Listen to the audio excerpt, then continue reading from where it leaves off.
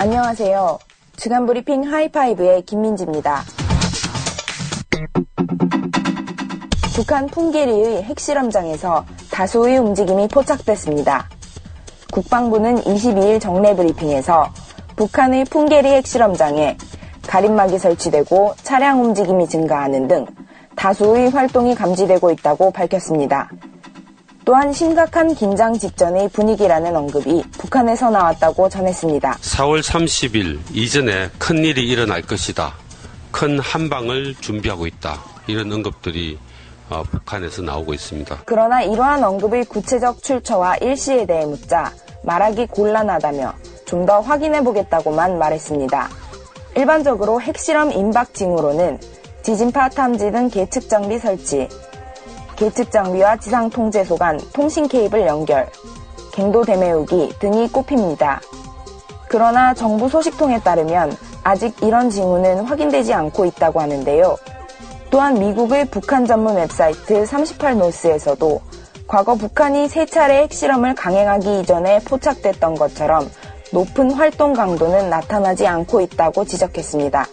따라서 북한의 이와 같은 움직임이 25일부터 있을 오바마 미국 대통령의 방한을 앞두고 북핵 의제의 중요성을 내세우기 위한 행동은 아니냐는 분석도 전해집니다. 지난 16일 국회는 본회의를 열어 올해부터 2018년까지 적용할 제9차 한미 방위비 분담 특별협정, 이른바 SMA 비준동의안을 가결했는데요. 해당 비준동의안은 지난 2월 국회에 제출됐으나 외통위 소속 국회의원들의 전면 재협상 요구에 부딪혀 사실상 무협정 상태에 있었습니다.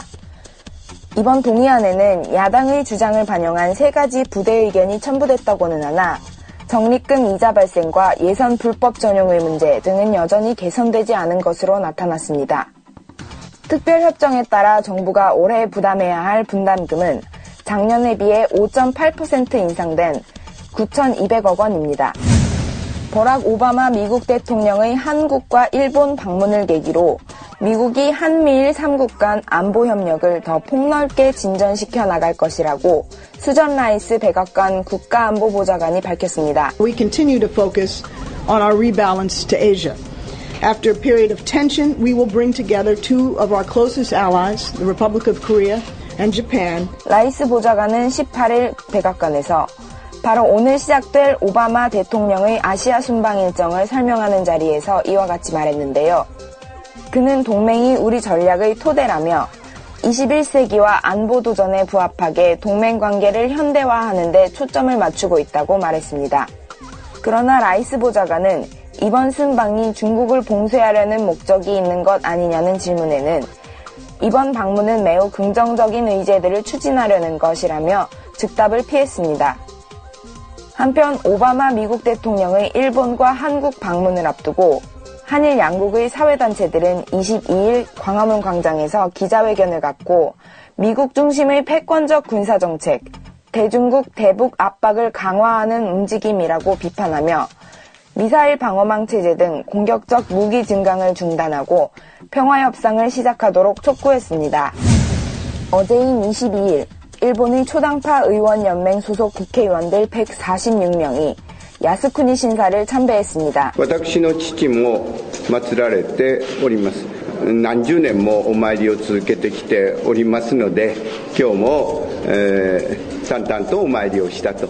의원연맹은 매년 춘계와 추계 예대제, 그리고 8월 15일 패전일에 야스쿠니를 집단 참배해 왔는데요. 우리 정부는 이에 대해 개탄한다며 강력히 비판했습니다. 침략 전쟁을 미화하고 있는 시설입니다. 이러한 곳을 참배하면서 주변 국가들에게 미래를 이야기하는 것이 공허하다고 생각이 됩니다. 또한 이 점은 우리뿐 아닌 국제사회가 수도 없이 지적을 해온 사항이라면서 귀와 마음을 열고 경청할 것을 다시 한번 촉구한다고 강조했습니다. 이상 주간 브리핑 하이파이브의 김민지였습니다.